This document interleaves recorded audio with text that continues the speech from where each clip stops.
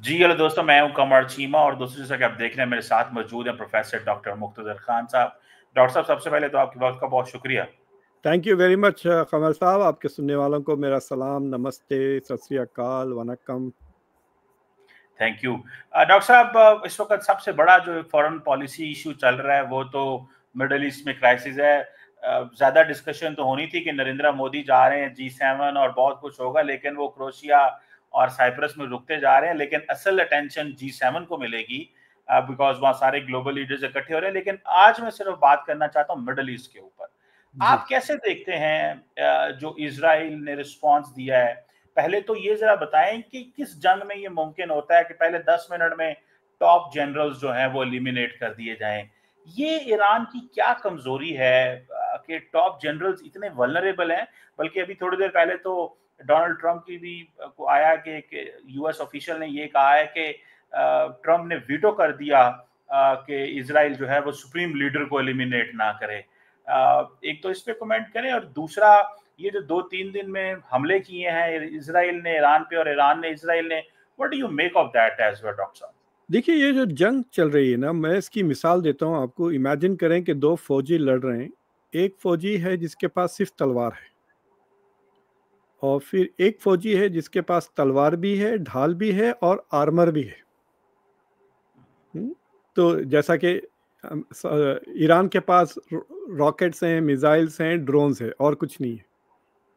Air defence system तो है ही नहीं। मतलब 2.5 घंटे फ्लाई कर रहे हैं F-35 ईरान की एयर स्पेस में। सोचिए आप, 2.5 घंटे में एक F-35 कहाँ से कहाँ चले जा सकते हैं ना। पूरा फिर रहे हैं all over the things, they identifying targets.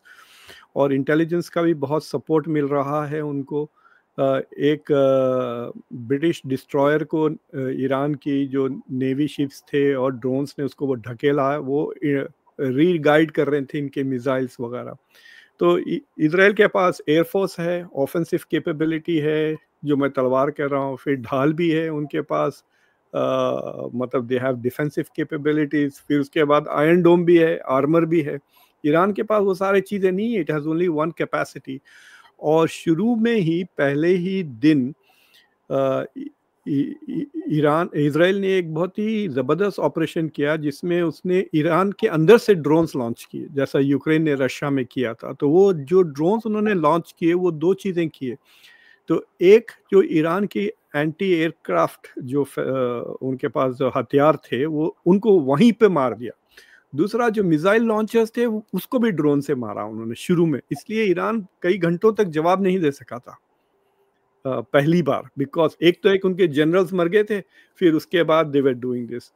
तो अब उसका थोड़ा कॉम्प्लेक्स एक्सप्लेनेशन है कि वो जनरल्स जो मारे गए, उसमें एक चीज ये है कि there is a conspiracy theory going around के ट्रम्प और नेतन्याहू ने मिलकर ईरान को बेवकूफ बनाया, ये कहकर के मस्कत में, जो आज संडे को जो नेगोशिएशंस होने वाले थे स्टीव विटकॉफ और अब्बास अराक्ची के बीच में, उसमें अगर ईरान अग्री नहीं होता तो जीरो एनरिचमेंट के लिए, पूरा बंद करने के लिए, तो उसके बाद अटैक होगा। So the way Trump was talking, और इन्होंने जो बिल्डअप किया कि नेतन्याहू और ट्रम्प के बीच में इख्तिलाफ हो चुका है, ये सारा का सारा, उससे दे फील कि Iran was under the impression कि अटैक अब नहीं होगा, संडे के बाद होगा, और वो भी अगर हम अग्री ना करें टू, मतलब वो डिमांड कर रहे थे ना, मिनिमम 3-3.5% कुछ वो एनरिचमेंट करना चाह रहे थे। और ट्रम्प का डिमांड है कि पूरा का पूरा एनरिचमेंट प्रोग्राम खत्म करें। सो दे फील के एक, दे वर कॉट बाय सरप्राइज, कि दे डिडंट एक्सपेक्ट कि अटैक अब आएगा। हालांकि मीडिया वाज आल्सो सेइंग कि एनी टाइम नाउ अटैक हो सकता है, but they expected that on Monday. और जो दूसरी चीज ये है कि देखिए, ये सारे मुसलमान मुल्कों का ये प्रॉब्लम है कि वो सबसे कम इज्जत अपने सिटीजन्स की करते हैं, और सबसे ज्यादा ब्रूटली वो अपने ही सिटीजन्स हैं। ये थोड़ा सा पर्दा दुपट्टा हट गया, उसको मार डाला। मतलब ये क्या जहालत है। तो पब्लिक में ये, that means there are so many people who in Iran जो इससे बेजार हो चुके हैं, इस रिजीम से, कि इजराइल ने बाकायदा एक ज़बरदस्त इंटरनल नेटवर्क बना लिया है, जासूसों की से लेके कोलैबोरेटर्स की। तो सोचिए आप, वो कैसा लॉन्च कर सकता है ड्रोन्स ईरान के अंदर से, unless it has local support. एक वो, दूसरी चीज, आपने हानिया को जो इन्होंने मारा था, वो बम तो 3 महीने पहले रखा गया था ना उस कमरे में। तो पहले तो सोचिए आप, इजराइल को एक्सेस कैसा मिलता, आईआरजीसी का गेस्ट हाउस है। सोचिए आप, उसमें आईआरजीसी के गेस्ट हाउस में अंदर जाके वो बम, और बम के सामने it's not just a bomb, they had to identify the guy कि टारगेट है या नहीं उस कमरे में। So there was some sophisticated technology का इस्तेमाल, ये सारे। तो इसमें तो कोई कंपटीशन ही नहीं है, मतलब देयर इज नो कंपटीशन। इन्होंने थोड़े चीजें, सेकंड रात को एटलीस्ट आईडीएफ के हेडक्वार्टर्स को मारा ईरान ने, और फिर 2-3 मिलिट्री इंस्टॉलेशंस को भी मारा, लेकिन नेतन्याहू के घर के करीब वगैरह कुछ भी नहीं। मतलब आप गूगल अर्थ लेके मारे मतलब अगर आपके पास टेक्नोलॉजी नहीं है तो गूगल अर्थ तो फ्री में मिलता है, there are lots of free satellites, उससे तो लेके सो आई थिंक के टेक्नोलॉजी में पीछे रह गए, देयर इज नो डाउट, और इंटेलिजेंस कैपेबिलिटीज में भी पीछे रह गए, they are not able to compete with Israel, इसमें तो सवाल नहीं है। दूसरा, एयर डोमिनेंस तो कर लिया है इजराइल ने। सो मतलब इतना बुरा हाल है मेरे एस्टिमेट से कि Israel can hit eight will की बात है, जब चाहे जब वो बम कर रहा है, जहां चाहे वहां कर रहा है, राइट। और फिर ये जो लोकल सपोर्ट से उनको ये भी इंटेलिजेंस मिल गई कि कौन से बेसमेंट में ये सारे के सारे मिल रहे हैं। आप सारे अंडे एक बास्केट में डाल के रखे। कैन यू इमेजिन टॉप 5 लोग एक जगह बैठे, इनको जूम नहीं आता। आई मीन, मैं तो फौजी नहीं हूँ, मैं ना इंटेलिजेंस में काम करता हूँ, ना मैं कब मुझे समझ में आ जाता है कि मोमेंट ऑफ क्राइसिस में मैं अपनी बेगम को कहता हूँ let's be drive in different cars यार। तो ये तो सिंपल सी चीज ये है कि आप अलग अलग बेसमेंट में बैठ के जूम से बात करते, मतलब they, I am sure they have other technology जिससे आप वो बात कर सकते हैं। एक जगह कैसा बैठ जाते हैं आप, specially in situation like this. So they were outsmarted, इसमें कोई बात है। अब ये और बात है कि ईरान हैज कैपेबिलिटी जिसका वो डेमोन्स्ट्रेट कर रहा है। मुझे नहीं लगता कि पिछले 50-60 साल में इस तरह की बमबारी तेल अवीव पे हुई है जिस तरह इन्होंने की है। और बास फोटोग्राफ्स देखिए आप, लिमिटेड हैं, लेकिन it is looking like Gaza. तो मतलब मैं देख रहा हूँ सोशल मीडिया पे, this is not Gaza, this is तेल अवीव। अब ये कितने रियल है कितने फेक है वो तो नहीं पता, but there lot of photographs जो अपार्टमेंट बिल्डिंग्स वगैरह ईरान के रॉकेट्स ने डिस्ट्रॉय किए हैं, काफी सेंटर्स, खुद आईडीएफ का हेडक्वार्टर्स को इन्होंने मारा। सो दे हैव डन, और कैजुअलिटीज भी हो रहे हैं, तो there is some cost to Israel. वरना जो हिजबुल्लाह के खिलाफ, लेबनान के खिलाफ, हमास के खिलाफ, सीरिया में जो अटैक किया, उसमें कोई कॉस्ट ही नहीं था। अब ये जो कॉस्ट है उससे थोड़ा परेशान हो रहे हैं। तो मुझे लगता है कि Israel is not going to stop for some time unless something, कुछ मतलब कोई सीरियस चीज हो ना, तो जिसके वजह से, मतलब Iran is not able to establish deterrence, but Iran is able to say कि भाई अगर आप दोबारा हमला करें तो हम ये कर देंगे, वो नहीं कह सक रहा। But it is not surrendering also, मतलब ये बात है कि there is a difference, it is able to hit back, और it is going to create more tension in the West than in Israel. मुझे लगता कि नर्वस यहाँ के लीडर्स होने वाले हैं, at some point Trump will start calling for escalation. Already अब ये G7 की जो समिट हो रही है, जर्मनी के मर्ज और फ्रांस के Macron are calling for basically de escalation. लेकिन सबसे कमीना जो निकला है, स्टार्मर निकला है यूके का, उसने हवाई जहाज भी भिजा दिए। I think Iran should attack some British targets, क्योंकि इनको इतना शौक है लड़ने का, तो लड़ लेना। अमेरिका के पीछे क्यों? ईरान, बरतानिया ने गाजा के ऊपर 6000 से ज़्यादा सॉर्टीज किए हैं। रॉयल एयरफोर्स ने तस्वीरें लेकर इंटेलिजेंस इजराइल की फौज को बताया है। तो ये जो हज़ारों की तादाद में बच्चे औरतें मरे हैं गाजा में, lot of it intelligence real time British air force ने प्रोवाइड किया है। तो ये, और 2024 में तो दे वर डिफेंडिंग। अभी भी देखिए, Israel is not defending by itself, America is defending it. America के रॉकेट्स, मिसाइल्स अमेरिका के जहाज़ों पे से और ज़मीन पर से आर डिफेंडिंग इजराइल। तो इसराइल तो वो बार बार वही कह रहा है ना कि this is a joint project US और इसराइल का. US is not participating in offense but is participating in defense. और ईरान के पास उतनी कैपेबिलिटी नहीं है. I think it would be the stupidest thing अगर ईरान जो है सो किसी अमेरिकन टारगेट को मार देता, बिकॉज अभी जो बैलेंस ऑफ पावर है between let's attack Iran and let's not attack Iran is in the favour of let's not attack Iran, जो अमेरिका के अंदर है. लेकिन अगर अमेरिका के किसी भी टारगेट को वो मार देते, आई कैन गारंटी यू उनको एक आध दो कैजुअलिटी मिले तो कुछ नहीं मिलेगा. It is quite possible they might just miss hit.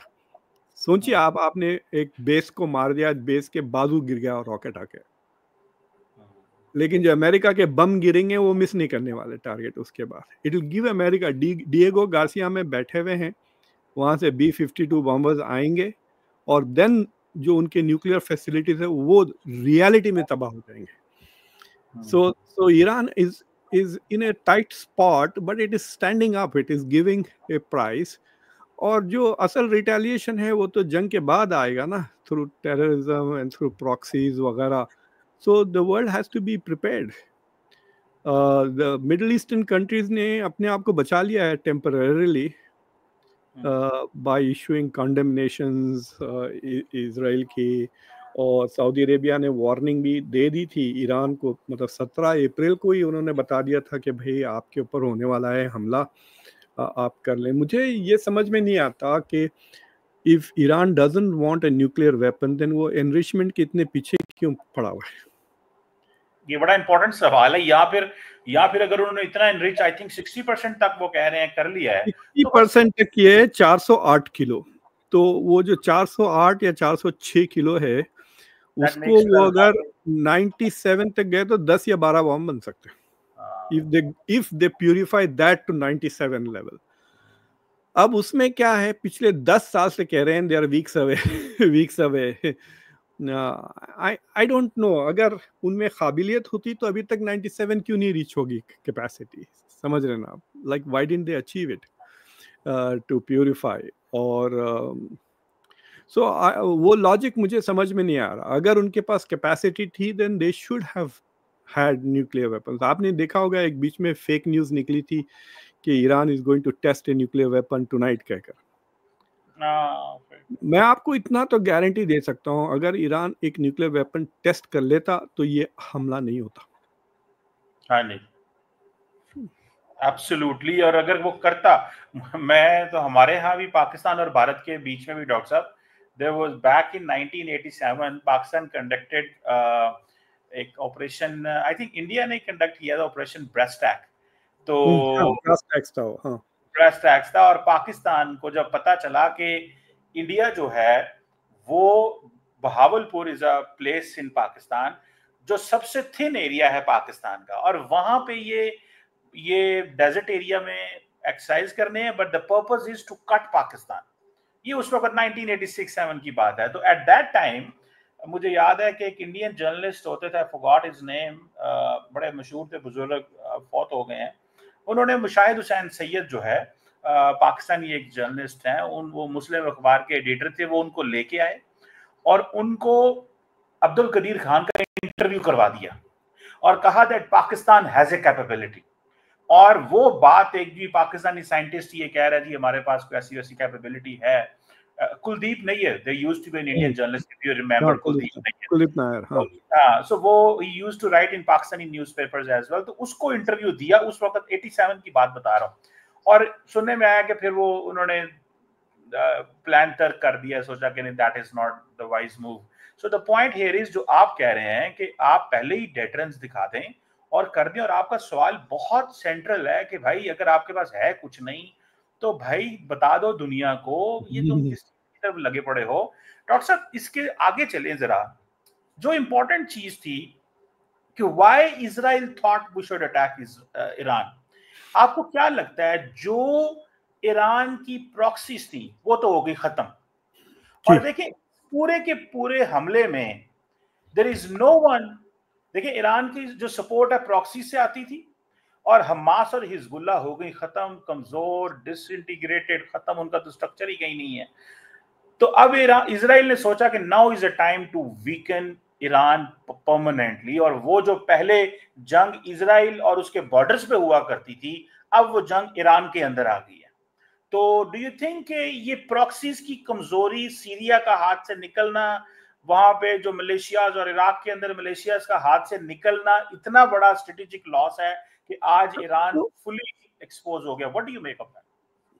Think of Iran as an octopus. Octopus जानते ना, वो मछली जिसके 7-8, हाँ, और इमेजिन करें कि उसके 7 हाथ हैं, 7 हैंड्स। एक हिजबुल्ला, दूसरा हमास, तीसरा हुतीस, चौथा सीरिया, पांचवा लेबनान, छठा बैलिस्टिक मिसाइल्स, 7वां न्यूक्लियर वेपन्स। तो इजराइल ने बगैर किसी कोशिश करे, जो हमास ने अटैक किया अक्टूबर 7, उसके रिटेलिएट में उन्होंने 2 हाथ तो फटाक से काट दिया, हिजबुल्ला और हमास को। अमेरिका ने एक हाथ को बिठा दिया खामोश हुतीस ने एक मिसाइल मारी है बस पिछले 3 दिन में, वो भी वेस्ट बैंक में गिरी जाकर। वो दे have done nothing much. Houthis ने कुछ नहीं किया अभी तक, वो तो खामोश बैठे हुए हैं। वो बोल रहे हैं वापसी में वो F-35 इधर बॉम्ब करते जाएंगे वो राइट। तो ये हाथ काट दिए। फिर सीरिया जो गया, it's a big loss. Can you imagine अगर सीरिया ईरान के पास होता तो सीरिया से मारते वो रॉकेट। यस। तो टाइम भी नहीं होता इनके पास प्रिपेयर करने के लिए, रोकने के लिए। तो लेबनान से मारते रॉकेट्स, वो भी नहीं हुआ। So Syria is gone, Lebanon is gone. तो अब रह गए 2-3 चीज, 2-3 हाथ। वन इज बैलिस्टिक मिसाइल्स, दूसरे न्यूक्लियर। तो इजराइल इज थिंकिंग कि यार इतना तो हमने कर ही दिया है, अगर हम खामोश बैठे तो ईरान माइट रिससिटेट दिस, मतलब उसके हाथ वापस ग्रो होके आ जाएंगे, राइट। तो अभी मारो, इससे कमजोर कभी था नहीं ईरान पिछले 5-10 साल में। और तो मेरा ये एस्टिमेट है कि इजराइल वांट्स टू डिस्ट्रॉय जितना वो न्यूक्लियर फैसिलिटीज डिस्ट्रॉय कर सकते हैं। बट ईरान की जो असल ताकत है, जो मैं कह रहा हूँ ना, उसके तलवार जो है वो बैलिस्टिक मिसाइल्स है। तो वो बैलिस्टिक मिसाइल्स की जो उनकी फैक्ट्री है उसको भी बम किया पहले दिन, याद है आपको, जहाँ पे बैलिस्टिक मिसाइल्स मिलते हैं। तो they will go after Iran ballistic missile capability. और वो समझ रहे हैं कि अगर हम इनके जो रिजीम के बंदे हैं अगर उसको भी मार दें तो क्या पता पब्लिक रिवोल्ट करके रिजीम ही कोलैप्स हो जाए। So that is what the end game is. और वो मुझे लगता कि वहां पे ट्रम्प को प्रॉब्लम होगा, because Netanyahu will keep going. कोई कॉस्ट ज्यादा नहीं है। तो वो गया था एक जगह जहां पे रॉकेट गिरा है ईरानियन, और कह रहा था imagine if this was with an atom bomb. यही कहा ना उसने पब्लिक को कि तो वो कह रहा है कि बर्दाश्त कर लो, ये कुछ नहीं है, ये बम हो सकता है। और दूसरी चीज ये है कि भाई ये हमारे दुनिया के लोगों को बातें बड़े बड़े करने के बहुत शौक है। मतलब मुझे एक बहुत ही प्रोमिनेंट अरब फिलोसोफर के साथ बातचीत हो रही थी। सर प्रॉब्लम ये है कि अरबों की ज़बान उनकी लाठी से बड़ी है। तो ईरान भी हम नस्त नाबूद कर देंगे, आपको मैप से मिटा देंगे। अरे भाई बोल के क्या फायदा, करके दिखाओ ना कुछ। So that is the problem कि आप है 55 क्या फ्लाईवेट कैटेगरी के बॉक्सर, आप जाके हैवीवेट बॉक्सर को कह रहे हैं मैं सुपर हैवीवेट हूं, तो वो बोलेगा तो वो वैसे ही मारेगा ना जैसा सुपर हैवीवेट को मार रहा है, और वो तो मर ही जाएगा फ्लाईवेट वाला। तो वैसी चीजें हैं कि आप कैपेबिलिटीज की हद में रहिए। देखिए ये जो मुसलमानों के दुनिया में जो टेररिज्म का इस्तेमाल हो रहा है, terrorism is an instrument that is trying to bridge the gap between capabilities and ambitions. आपकी जो ambitions है आपकी capabilities से बहुत ज्यादा है, तो rather than working on the capabilities आप shortcut मार रहे हैं, which is terrorism. ये वेस्ट नहीं कर रहा है, because they have the capabilities and उनके जो goals हैं they are within their capabilities. समझ रहे हैं ना आप? तो that is the big difference. ये I didn't expect this of Iran. और ये मतलब ये बात मुझे अक्टूबर में ही पता चल गया था 2024 में, जब इन्होंने कुछ भी नहीं किया। इन्होंने 2 बार अटैक किया ना इसराइल पर, अप्रैल में और अक्टूबर में, and it was like inconsequential. ये बात और है कि अक्टूबर और अप्रैल में अमेरिका, बर्तानिया, जॉर्डन, सऊदी अरेबिया, फ्रांस, ये सारे के सारे प्रोटेक्ट कर रहे थे इसराइल को। आपके पास कोई भी नहीं है। देखिए रशिया चुप, चाइना चुप, क्या वो हथियार वगैरह भेज रहे हैं? I don't know. So there is nothing coming. तो आई डोंट अंडरस्टैंड व्हाई। मतलब मेरी एक इंडिया के एक एम्बेसडर के साथ काफी बहस हो गई इस पर। मैं बोला कि भाई सोचो, आप 1979 के रेवोल्यूशन के बाद ईरान अगर खाली डेवलपमेंट में फोकस करता तो it would be ahead of Europe मेरे नज़र में। यस। वो जाके उल्टा 8 साल वहां तबाह है इराक के साथ। फिर उसके बाद सलमान रश्दी के पीछे सैंक्शंस लगे। मुझे लगता है कि सलमान रश्दी का फतवा must have cost them trillions of dollars in trade वगैरह। इन्वेस्टमेंट्स आते, तरक्की हो जाती और एंगेजमेंट हो जाता, इंटीग्रेशन हो जाती, इकोनॉमिक इंटीग्रेशन दुनिया के साथ। और क्या मिला? मतलब like this should be a lesson to a lot of revisionist states के भाई ये चाइना के लिए भी ये सबक है कि do not act before your capabilities, वरना ऐसे वो यही कर रहे हैं। डॉक्टर साहब क्या ख्याल है? आई डोंट नो। कल जापानीज एयरफोर्स को जाके पंगे कर दिए, देखा आपने? 50 फीट के अंदर आ गए थे जापानीज एयरफोर्स के। Japanese are very upset about it. और फिर वो अब G7 में काफ़ी सीरियस डिस्कशन होने वाले हैं। Japan is trying to triple its defence budget, triple करने वाला है डिफेंस बजट, सोचिए आप। मतलब वो और फिर अब बरतानिया 3% करने पे तुला हुआ है डिफेंस बजट। सो ये जो छोटे छोटे यूरोपियन मुल्क हैं उनके 50-50 बिलियन डॉलर के डिफेंस बजट्स हैं। So if they start going up, सोचो आप। सो फॉर एग्जांपल ब्रिटेन की जो जीडीपी है it is about 3.5 trillion dollars. अगर वो 2% कर दिया तो 70 बिलियन डॉलर हो जाता है ना। इंडिया के उतना हो जाएगा ब्रिटेन का भी बजट। तो जर्मनी को ले लें आप, फ्रांस को ले लें, ये सारे मुल्क मिलके their budget will be more than Iran. America अलग है, जापान अलग है, अब इन सब से पंगे करेंगे। नहीं, बात तो सही है कि आपकी बात सही है कि आपने बड़ी खूबसूरत बात की डॉक्टर साहब कि कैपेबिलिटी एंड एम्बिशंस जो हैं वो यूरोप की और मुसलमान दुनिया के जो हैं वो एक जैसे ही होंगे, लेकिन उन्होंने फोकस किया साइंस, टेक्नोलॉजी, तालीम, और इधर ये फिर शॉर्टकट मार रहे हैं। शॉर्टकट में फिर 9/11 के बाद सारे पकड़े गए हैं और पहले हमें इस काम पे लगा दिया गया। मतलब ये जहाज सिंपल बात है, आपकी तनख्वाह में साइकिल आती और आप कार के ख्वाब देख रहे हो, तो सॉल्यूशन एक ही है ना कि किसी की कार चुरा लें। यही करेंगे आप, राइट? तो rather than working on improving your पे ताकि आप मोटरसाइकिल खरीद सकें, आप चुराने पे तुले जाओगे। That is what is the problem. I think capabilities और एम्बिशंस में बैलेंस होनी चाहिए। डॉक्टर साहब, हमारे पाकिस्तान में एक इस वक्त बात की जा रही है कि इंडिया ने पाकिस्तान पे हमला किया एंड देन पाकिस्तान ने हमला किया and Pakistan restored the deterrence. ठीक है, तो अगर ईरान उस लेवल पे हमला करे कि इजराइल की वो तबाही हो कि वहां पे शॉक एंड आ हो, तब जाके इजराइल चुप करेगा। तो डू यू थिंक कि इजराइल ईरान इस लेवल की तबाही कर सकता है? बड़ा झिझक के अटैक कर रहे हैं। पहली रात बड़ा हल्का अटैक था, दूसरी रात थोड़ा सख्त है, आज रात पता नहीं क्या करते हैं। झिझक के अटैक कर रहे हैं, डरते हैं क्या या कॉम्प्रोमाइज हो चुके हैं? देखिए, जहां तक कि मेरी नॉलेज है, ईरान 50 से ज्यादा बैलिस्टिक मिसाइल्स बना नहीं सकता हर महीना, सिर्फ 50 बना सकता है, और उसके पास स्टॉक पाइल्स है 2000 के। ओके, तो अब जो सैचुरेशन पॉइंट है, अगर आप 50-60 रॉकेट्स अगर फेंक रहे हैं तो वो इजीली रोक लेगा इसराइल। अगर आप रोज 50-50 भेजते हैं, साल भर भेज लें, वो रोकते, you are not going to hit anything. तो वो जो अक्टूबर में जो अटैक हुए थे 2024 में, अक्टूबर में जो 300 भेजे थे, Iran was trying to find out के सैचुरेशन पॉइंट क्या है, right? So I am assuming कि now they have some idea कि सैचुरेशन पॉइंट क्या है। तो वो पहले सस्ते और बेकार से ड्रोन्स फेंकेंगे, उसके पीछे बैलिस्टिक मिसाइल्स आएंगे, and they should mix it up, ताकि इजराइल को पता नहीं कि ये ड्रोन्स के साथ कोई सीरियस अटैक भी हो रहा है, so they will have to block all of them. फिर वो सैचुरेशन पॉइंट हो जाएगा तो the rest of them will come in, right.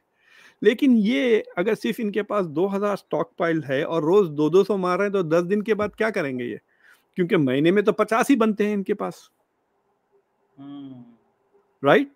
सो अगर ये खींच के ले जाता है नेतन्याहू फॉर अनदर 15-20 दिन, तो आई थिंक ईरान के पास ना डिफेंस रहेगा ना ऑफेंस रहेगा। डॉक्टर साहब, ये S-400 क्यों नहीं ले सके रशिया से?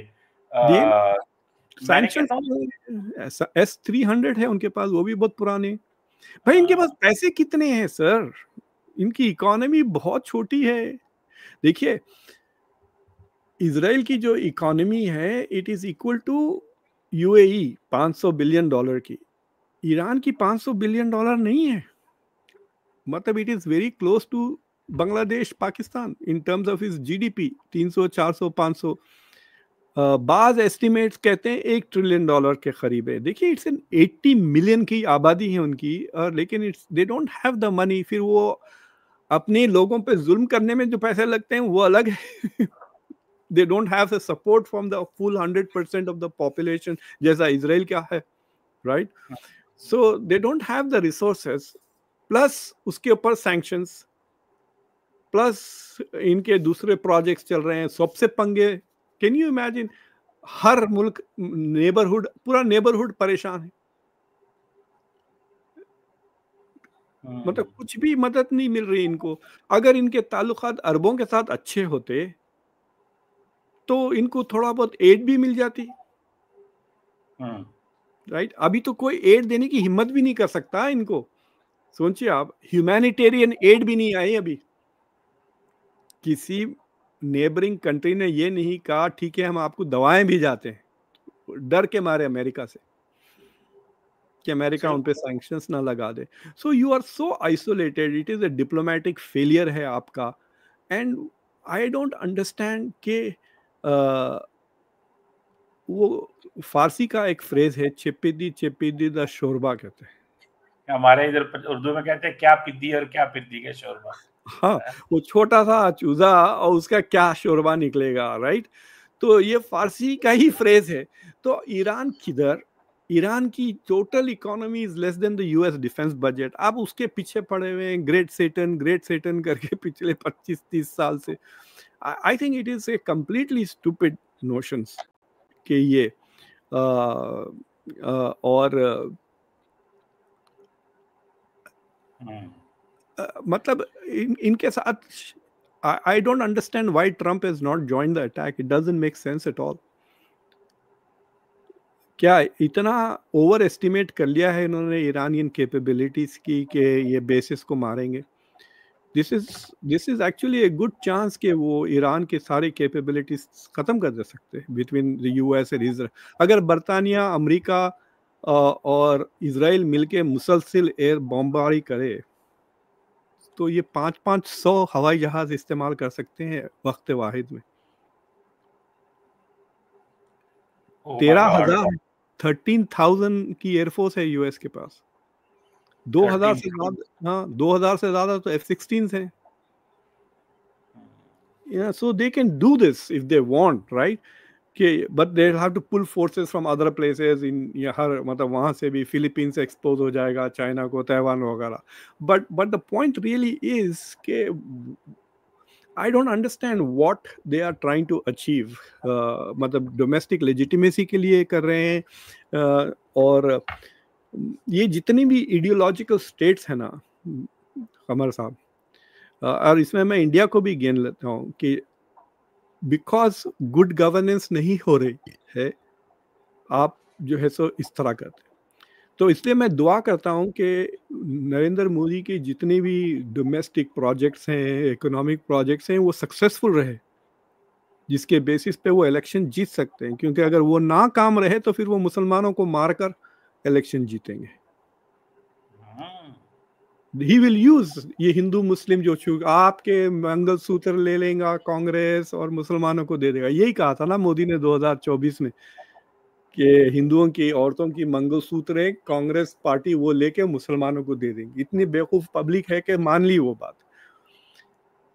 हाँ, बट अगर आपने सबके लिए जॉब्स क्रिएट कर दिए, आपने मुल्क को सेफ बना दिया, लोग खुशहाल है, बस बियर पी रहे हैं, आईपीएल देख रहे हैं और जॉब्स को जा रहे हैं, then they are not interested in ideology, they are happy with the country, the governance है, they will go vote you। तो ये ईरान अपनी पब्लिक को भूखे मर रहे हैं, दवाएं नहीं मिल रही हैं सैंक्शंस की वजह से, फिर आप ये मिसाइल पे पैसा खर्च कर रहे हैं। अब हमास को ही देख लें, इतना बुरा हाल है गाजा का, इन्होंने हथियार बना के अक्टूबर 7 क्या अचीव किया मुझे बताएं, like what has Hamas achieved? Nothing. आज का दिन वो हमला किया और आज का दिन आ गया। देखिए, मतलब उसने ना खुद डूबा, अब ईरान को भी डुबा दिया। अक्टूबर 7 नहीं होता तो ये सारी चीजें नहीं होते ना, नहीं होते। उस रीजन में सिर्फ फायदा हुआ सीरिया का। और रिजीम चेंज हो गया। या मतलब सीरिया मतलब went from Shia control to Sunni control, बस वही एक है पॉजिटिव डेवलपमेंट कह सकते हैं आपके सीरिया में, कुछ चेंजेस आए और सैंक्शंस खत्म हो गया ना, सबसे इम्पोर्टेंट चीज ये है कि they are able to progress, but otherwise you can't see anything positive happening from October 7। जिन्होंने किया वो तो सब मर गए जी, उनके प्लानर्स भी मर गए, उनके रिप्लेस करने वाले भी मर गए, सारा कुछ ही खत्म हो गया, वरना अब तक तो उन्होंने तबाही मचा देनी थी हमास हिजबुल्लाह ने। अब मैं बताऊं इसके बाद नेक्स्ट इस तरह का करने वाला है, वो आपके पास से आएंगे, वो बल्लोच, वो ये सबक नहीं सीख रहे, they are not learning this lesson कि हम इस तरह एक आध big, they are going to do something stupid and big, फिर उसके बाद फिर मरेंगे लोग। ये बलोच वाली बात डॉक्टर साहब समझ नहीं, क्या कहा आपने? द नेक्स्ट बिग बेवकूफी कौन करने वाला है? इस तरह हमास की तरह वो बल्लोच करेंगे, देखना उनको रैंप अप हो रहे हैं, वो एस्केलेशन चल रहा है ना steadily, it is not going down, it is escalating, at some point it is going, वो जाफर एक्सप्रेस तो हो गया है, वो तो कुछ भी नहीं है, उससे एक बड़ा एपिसोड होने वाला है, that is the next point, फिर उसके बाद सारी दुनिया पड़ जाएंगी उनके पीछे, right? So none of this is, आप पिछले देख लिए 9/11 से लेकर अभी तक जो strategic goals थे terrorism के, have they achieved any of that? Nothing. Iraq एक डेवलप्ड, मतलब ठीक है डिक्टेटरशिप थी, लेकिन इकोनॉमिकली तो डेवलप मुल्क था, वो तबाह बर्बाद हो गया। अफगानिस्तान का देखिए आप, वहाँ का वहीं है, कोई इम्प्रूवमेंट नहीं, 20 साल अंडर ऑक्यूपेशन, भाई एक एक जनरेशन निकल गई ना आपकी under occupation. So I don't understand कि why you are, इसमें कुछ भी फायदा होने वाला नहीं है। पढ़ाओ अपने बच्चों को, मुल्कों को साफ करो। मैं आपको एक अजीब सा वाकया सुनाता हूँ। मैं एक बहुत बड़े इजिप्शियन लीडर के घर में गया हुआ था एक डेलीगेशन को लेकर, जिसमें मेरी बॉस भी थी। तो अब वो विंटर में भी मुझे गर्मी होती है इन मुल्कों में तो मैं अपना जैकेट निकाल के अपने हाथ पर रखकर उनके अपार्टमेंट में वो लेके जा रहे हैं। बहुत ही खूबसूरत अपार्टमेंट है, और वो 3-4 अपार्टमेंट खरीद के पूरा फ्लोर का उनका एक अपार्टमेंट था, मिलियंस ऑफ डॉलर्स का, कुछ 20-25 मिलियन डॉलर का। अब हम सीढ़ियां चढ़ रहे हैं तो मेरी जो बॉस थी वो मुझे ढकेल रही है। मतलब मुझे समझ में नहीं आ रहा कि वो कुछ मुझे कहना चाह रही है कि पुश कर रही है। तो मैं उसको पलट के पूछा व्हाट्स अप तो उसने मुझे कहा लुक एट द वॉल्स। इतनी गंदी थी वो दीवारें कि मेरा व्हाइट शर्ट खराब हो गया था। तो जब हम ऊपर गए तो मेरा पूरा व्हाइट शर्ट काला हो गया था, और ये $multi-million अपार्टमेंट बिल्डिंग है। तो मैंने उनसे पूछा भाई ये सफाई कब करोगे आप? फिर वो बालकनी से देखा कि नीचे कायरो इतना गंदा, दुनिया में उससे गंदा शहर मैंने देखा नहीं आज तक। तो मैंने कहा ये गंदा क्यों है? तो उसने मुझे जवाब दिया जब फलस्तीन का मसला हल हो जाएगा जब हम सफाई करेंगे।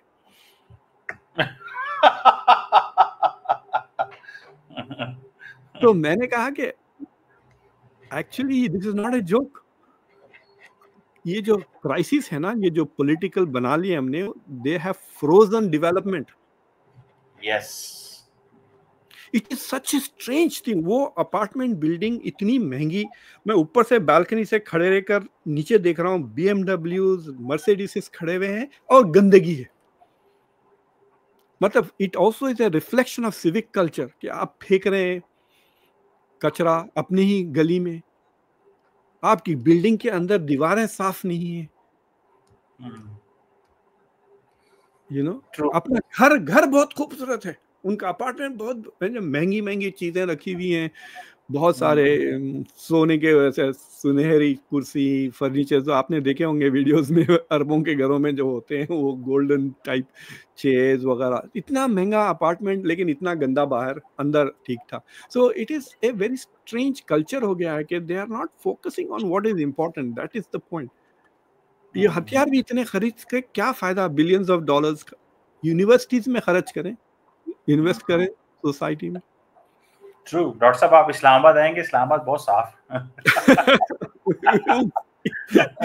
You will see. जैसे आपने मिसाल दी है ना कि जब तक फलस्तीन आजाद नहीं होता या ठीक नहीं होता तब हम सफाई करेंगे। हमारे यहाँ पे पाकिस्तान की अक्सर दुकानों के ऊपर एक चिट सी लिखी होती है कि कश्मीर की आजादी तक उधार बंद है।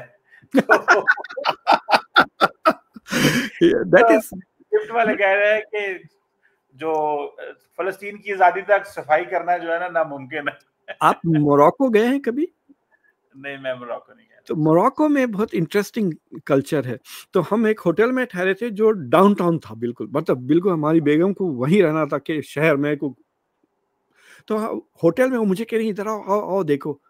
तो हम देख रहे थे, तो जो दुकानें थी नीचे, वो दुकानें बंद करने के बाद वो अपने सामने का हिस्सा जो फुटपाथ था, दुकान इतनी है समझे, तो उतना फुटपाथ और आधी रोड वो साफ करके चला कर रहा था। तो हर बंदा अपना फुटपाथ और अपनी आधी रोड साफ करता है, सामने वाला अपना फुटपाथ और आधी रोड साफ करता है। तो दुकान बंद करने के बाद पूरा शहर साफ, इतना साफ है मोरक्को, आप you will be very surprise compare to Cairo. तो ये बात पहले तो समझ में नहीं आई कि बाद में मेरा बेटा जब कायरो देखा, वो मोरक्को देख चुका था and he was very young at that time. मैं कह रहा हूँ कि 12-14 साल का भी नहीं था रूमी। ही सेज, और उसने जो कहा था मुझे आज तक मुझे रोना आ गया, मैंने उसे आर्टिकल में लिखा भी है एक जगह, कि उसने कहा कि यहाँ पे गुर्बत इतनी है कि इंसान अपनी डिग्निटी लूज कर लेता है। तो ये जो this is one of the problems in the Muslim world के they need to have respect for our lives, human lifes के लिए सैक्रिफाइस ना करें पब्लिक को। Number one goal should be to the welfare, जो कहते हैं ना हयात तय्यबा कहते हैं, they need to focus on providing the welfare of their people. ये ideological goals are just useless, उससे कुछ नहीं मिलने वाला। बिल्कुल ठीक है। नहीं हो, बड़ा मजा आया डॉक्टर साहब बात करके, और आपने तो बिल्कुल सही बातें की। देखते हैं कि अब कैसे ये कॉन्फ्लिक्ट थमता है और कैसे चीजें जो है वो डीएस्केलेट होती हैं। It's a big challenge. Thank you very much professor doctor Mukta. Thank you very much.